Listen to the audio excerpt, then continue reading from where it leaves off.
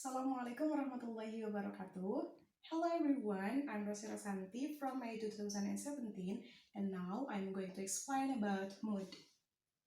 Nah, kenapa di sini ada residu juga? Jadi, ketika kita akan menganalisis mood dalam suatu klausa atau kalimat, maka residunya juga harus kita analisis karena residu dan mood dan residu itu selalu ada. Saya kasih contoh untuk kita mengetahui apa itu artinya mood.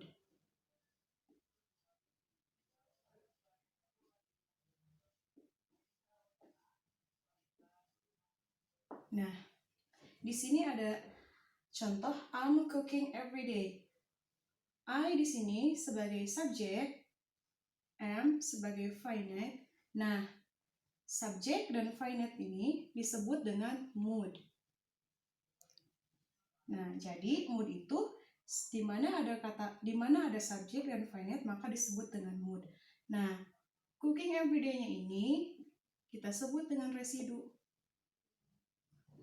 Jadi, residu ini merupakan sisa dari mood, yang artinya mood sendiri ini merupakan si subjek dan finite.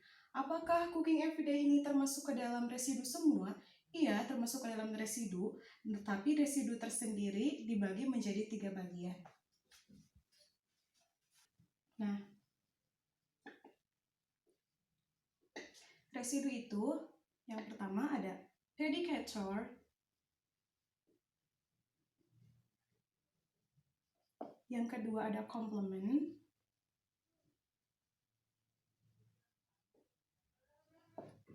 dan yang terakhir ada adjunct.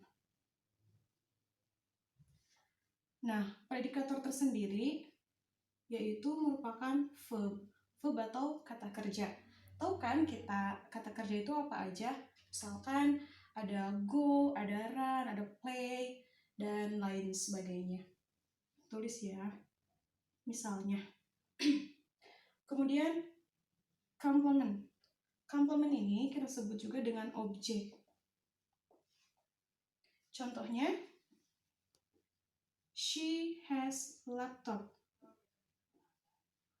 She di sini sebagai subjek, has di sini sebagai verb, dan laptop di sini kita sebut dengan complement atau objek.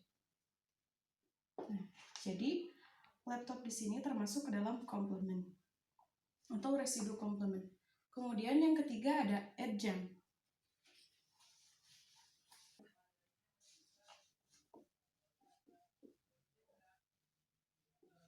Nah, adjunct dibagi menjadi 3, yaitu yang pertama ada circumstantial,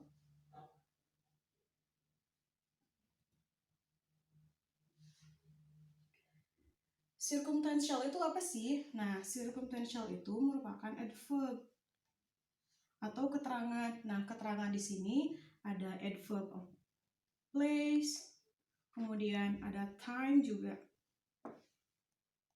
Saya kasih contoh.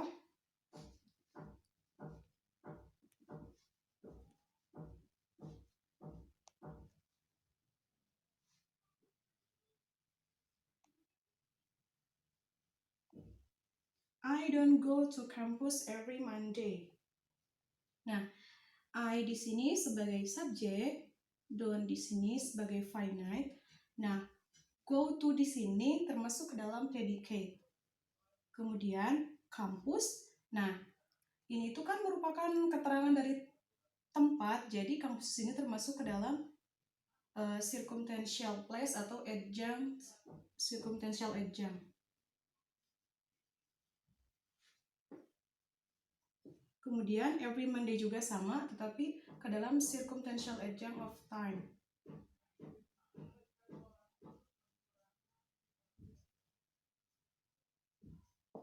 Nah, subjek dan finite ini termasuk ke dalam mood, maka dari go to sampai dengan every Monday kita sebut dengan residu.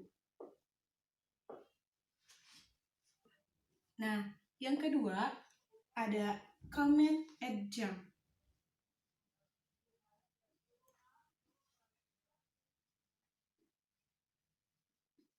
Saya kasih contoh juga.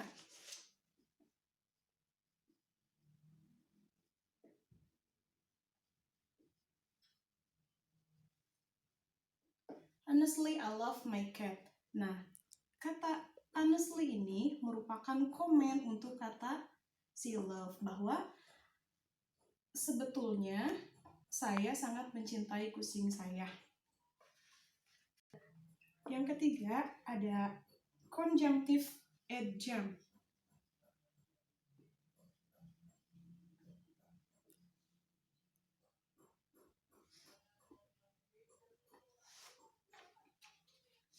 Nah, conjunctive adjunct itu kita sebut juga dengan conjunction atau kata hubung. Nah, contohnya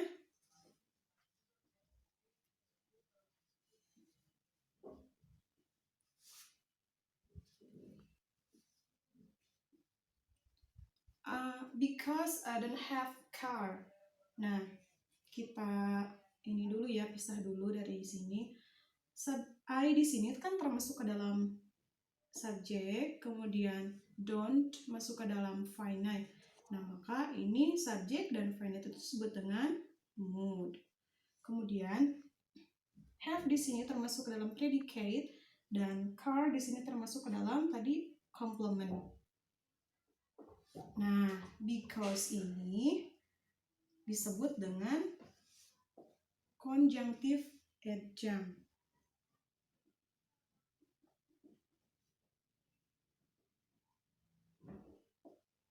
Nah, jadi dari because sampai dengan have a car, kecuali si mood ini disebut dengan residu.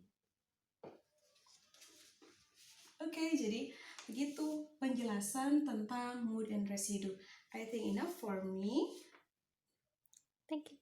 Thank you. Assalamualaikum warahmatullahi wabarakatuh.